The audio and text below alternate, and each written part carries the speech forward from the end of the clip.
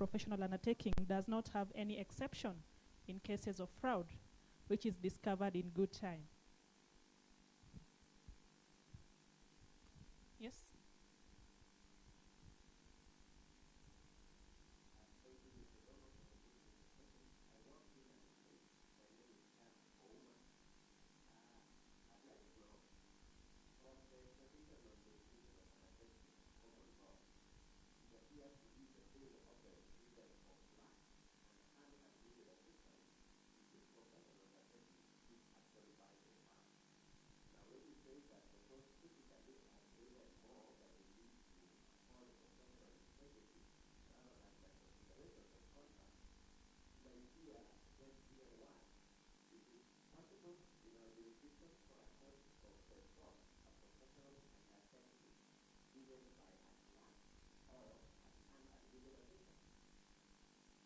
Thank you, Charles. Anyone else with a question before Odongo reacts to the same?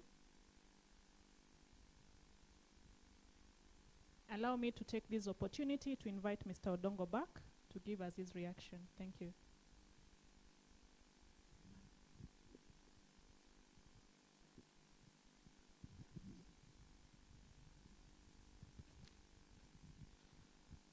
Allow me to start from the last question, going backwards, in terms of clerks and unadmitted assistants.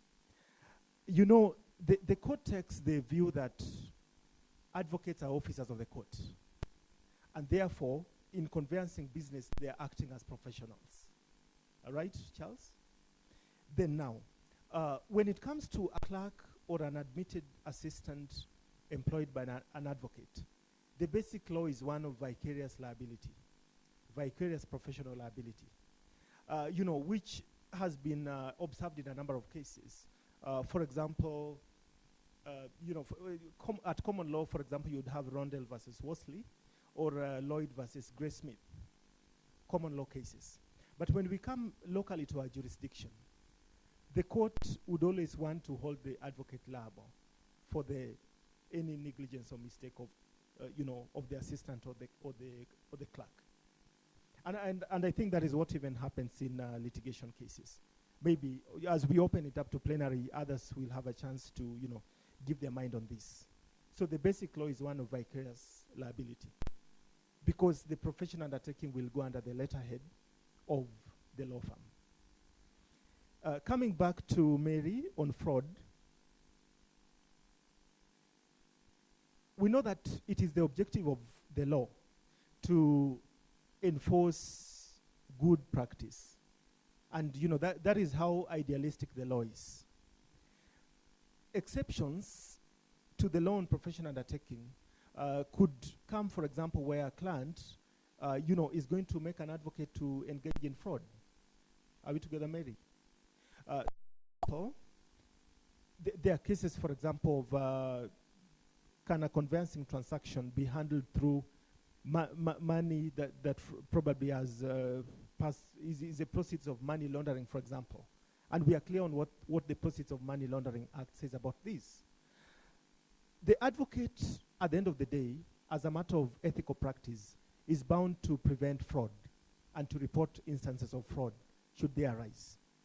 So, in my view, you know, personal view, I have no authority to back this. The advocate will be held to their professional undertaking to the extent that the conveyancing practice is straight and clean. Are we together?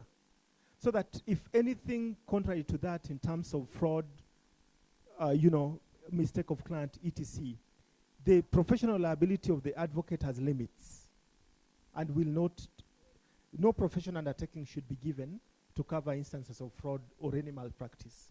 And the advocate is under a duty to report that. I don't know whether I've done justice to your question. Yes, thank you. Statistics on the disciplined members of the legal profession in terms of enforcement professional undertakings or being held liable not to give professional undertaking, that honestly I do not have. Henry Mutai. Actually, if I go back to that slide,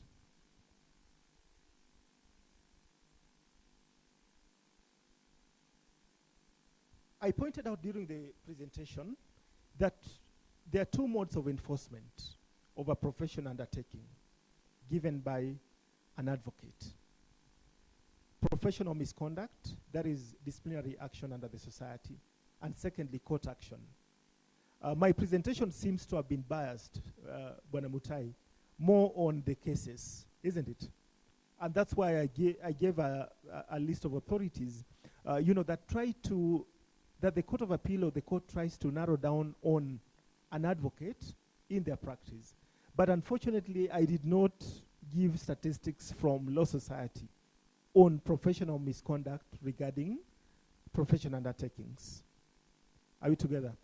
But in the course of the day, I will be able to check the disciplinary tribunal website and see what happened in 2016 or 2015 in terms of enforcement of professional undertakings given by advocates. What I am not sure of is the classification of misconduct by the disciplinary tribunal in the website. Because I think the disciplinary tribunal classifies their cases in reporting to, the advocate, for example, has not responded to correspondence from the client. The advocate closed the office without informing the client. There are many issues listed by the disciplinary tribunal against advocates. But I will narrow down to this issue of professional misconduct in the area of professional undertaking and get some statistics in the course of today's seminar. I hope that serves as a temporary answer. Thank you.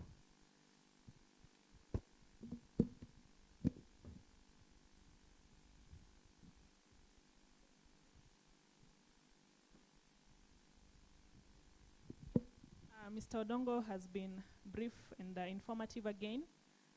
I can see that we still have some time, but this is what I'll suggest. We can have our health break for about 30 minutes from now, and then we can come back and listen to our next speaker who is already here. So it's 9:45.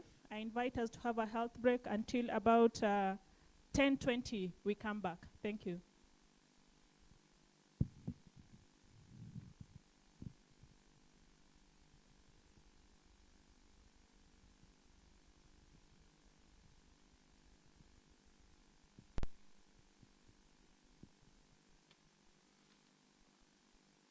Just to notify you again that today we are streaming live, and you can access this seminar on Facebook or YouTube.